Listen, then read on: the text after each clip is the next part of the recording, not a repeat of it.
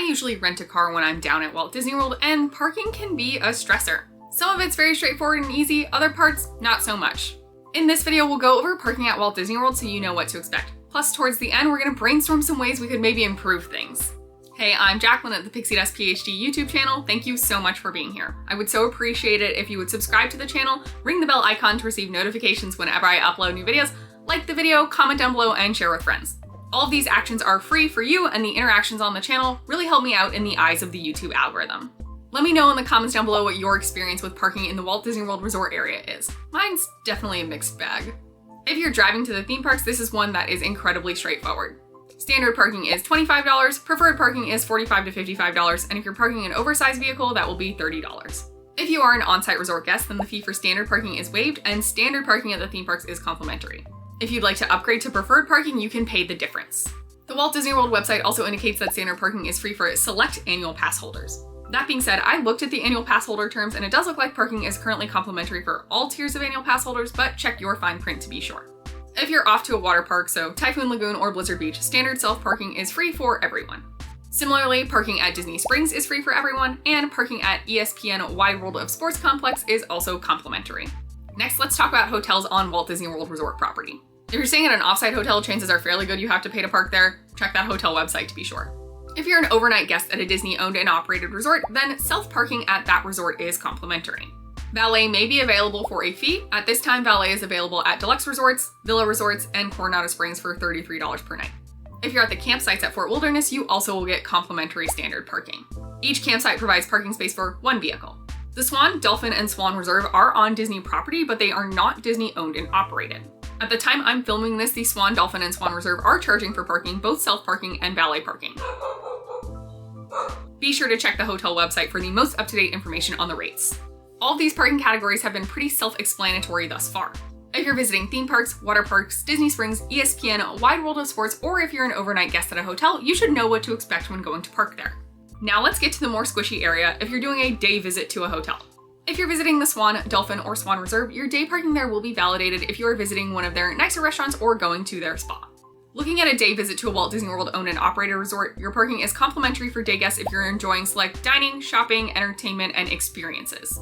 Unfortunately, I've never been able to find the fine print on what select means. Here's where a lot of confusion comes into play. Before we get into that though, a quick note about ride shares. A common piece of advice I see for folks headed to the Magic Kingdom who don't have a rental car, their own car, or don't want to take a Disney bus directly to the park is to take a rideshare and get dropped off at the Contemporary or Bay Lake Tower. It's a very short walk to the Magic Kingdom from the Contemporary and Bay Lake Tower through a path where you have your own security lane and everything.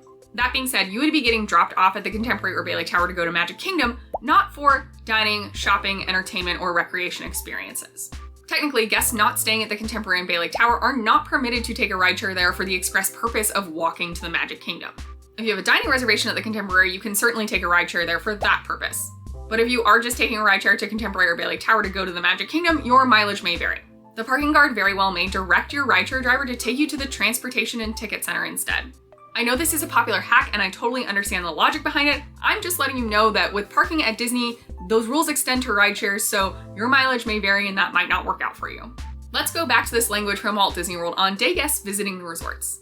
Standard self-parking is complimentary for day guests who are enjoying select things like dining, shopping, entertainment, and recreation.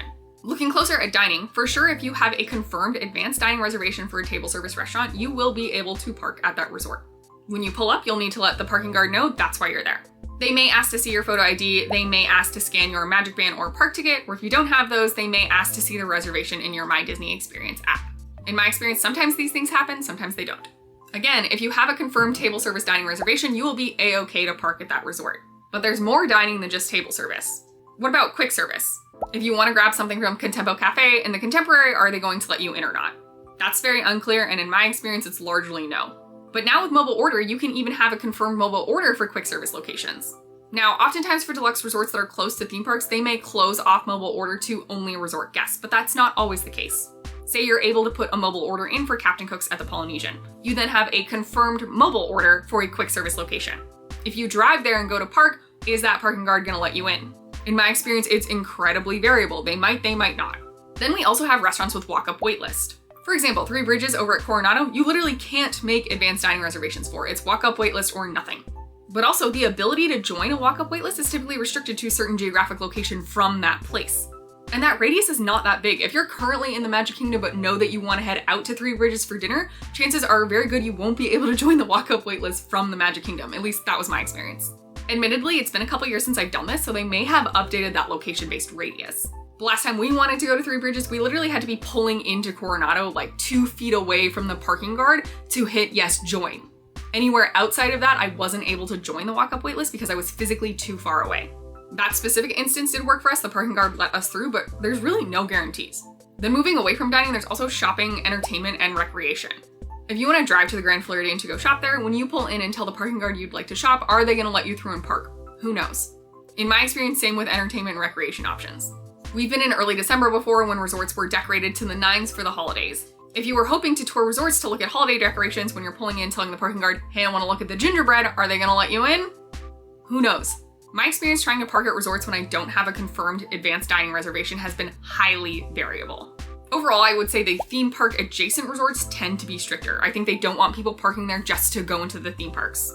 Specifically, this is monorail loop resorts, so Contemporary, Polynesian, and Grand Floridian, as well as those in the Crescent Lake area, so Yacht Club, Beach Club, and Boardwalk. Let me know in the comments down below if you've had consistent problems parking at any of the other resorts. I'm curious, for example, about Riviera, which is not walkable, but only a short Skyliner ride away. It wouldn't surprise me all that much if all of the Skyliner resorts were also much stricter about parking these days.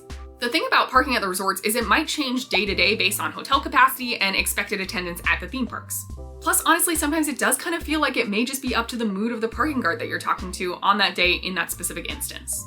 In the past, we have been allowed to park at Contemporary to look at the gingerbread, and we have been allowed to park at the Polynesian if we said, hey, we're gonna go to Tambu Lounge. But we've also been turned away from places too. It feels extremely nonsensical. My biggest issue with all of this is because there is so much variance, as the guest, there is no way to know if you're going to be allowed to park somewhere until you have already driven there and are speaking to the parking guard. Other than the situation where you have an advanced dining reservation at a table service location at a resort, Disney does not communicate at all what you can expect. But honestly, I think there's some improvements in this realm Disney could make. It would decrease stress and anxiety of guests honestly just trying to visit resorts, and also if they let us visit consistently, we would be spending money there, so they would be making more money. First of all, I think confirmed mobile orders and walk-up waitlists should just be honored, and you should be allowed to park to go get your food. I don't know why this is so controversial. A confirmed mobile order is what it is. I'm obviously intending to go get my food. And with walk-up waitlists existing, I really think those should be honored. I should be able to park at the resort with the place I'm trying to dine at. To me, primarily, it seems like Disney is worried about folks cheating the system by parking at the resorts for free and then going to the theme parks, aka circumventing paying to park at the theme parks. I understand that, but I don't think we should all be blanket punished for it. The technology capabilities certainly are there to make this a non-issue. One improvement they could make is simply communicating to guests through My Disney Experience if we would be allowed to park at a resort or not. Add a flag or a banner somewhere on the homepage or the resort page or the individual pages for the shopping experiences and dining experiences located at a resort that say, hey, we're gonna turn away everyone who comes to try to park here today if you aren't staying here, or yes, you can come park and enjoy Tambu Lounge. If I wanted to go to a lounge and enjoy a drink, but I knew in advance that the Polynesian was going to turn me away, but for example, Riviera Resort wouldn't, then I would just go to Riviera Resort and avoid the stress. The anxiety of not knowing what will happen and your plans being thrown off when you do go to a resort and are turned away can be entirely avoided if Disney would just tell us what the rules on any given day are. Also, I believe that to some extent Walt Disney World is already using the technology in their hands to track guests, so why not attach that to parking? If I'm driving to the Polynesian and I tell the parking guard, hey, I want to go to Trader Sam's or I want to go to Tambu Lounge, have them scan my Magic Band.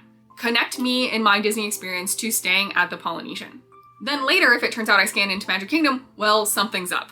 If my account is flagged in My Disney Experience as having parked at the Polynesian to enjoy the resort and I show up in a nearby theme park, maybe I get a stern talking to, maybe there's a fine, etc.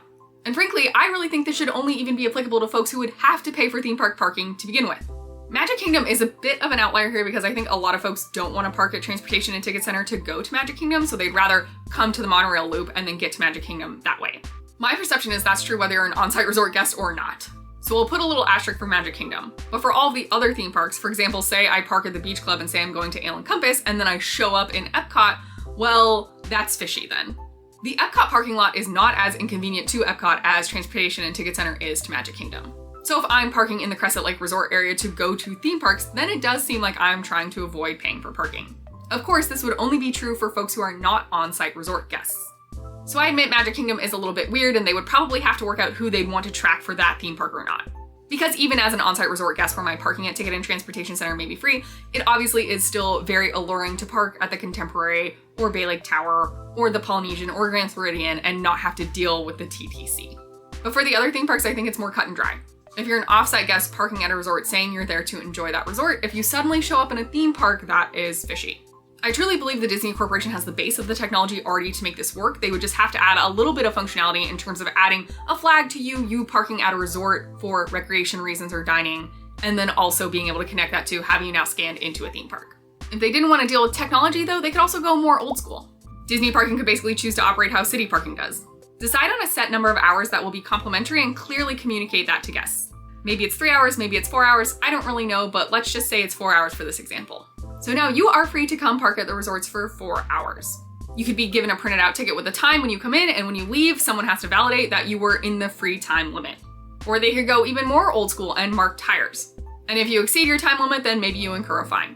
Logistically, this is not difficult to do. It happens all over the country all the time. I think it's more of a PR thing where Disney doesn't want to be perceived as giving people fines for visiting their resorts. Which I understand, but instead they've created the current system where now I don't even know if I'll be able to park at a resort, which is ridiculous. Perhaps a more positive spin on that time limit with fines system would be parking validation instead. When I drive to the boardwalk and say I want to visit Abracadabra, they let me park, but I have to spend a minimum amount for parking to be free. I could retain receipts from the locations I visited to prove how much I spent, or they could come up with a validation system linked to my Disney experience, or even just a printed out barcode that you have to get validated at a location of your choice. Personally, I would rather be told that parking at XYZ resorts will always be complimentary as long as you spend at least $50 per person than have the ambiguity of, well, if I drive here, am I going to be able to visit at all? Overall, I just think there's a lot of solutions to make this a win-win for everyone. Guests could know with certainty that they could drive to and park at resorts to experience them. And for a lot of folks, that does mean spending money at the resorts. It might be dining, it might be shopping. And it's definitely a win for Disney if people are spending money in their resorts. I would love to hear what you think. Have you had issues parking at resorts if you're just trying to visit to hop to a lounge or a quick service location? Basically, do anything except for have an advanced dining reservation at a table service location? Do you find this frustrating, stressful, and anxiety-inducing? And do you have any ideas for solutions to this issue? If you really want to make efficient use of your time at Walt Disney World, especially if you're trying to visit resorts, the free transportation is not the answer. If I'm staying at the Animal Kingdom Lodge and I want to go check out Riviera Resort, doing that on the free transportation is going to take way too long. But if I've already rented a car or brought my own car for vacation, why can't I just park there if I know I'm going to be spending money at Riviera Resort? Anecdotally, I would say parking at resorts as a day guest visiting has become increasingly stricter over the years, and I don't see that letting up anytime soon.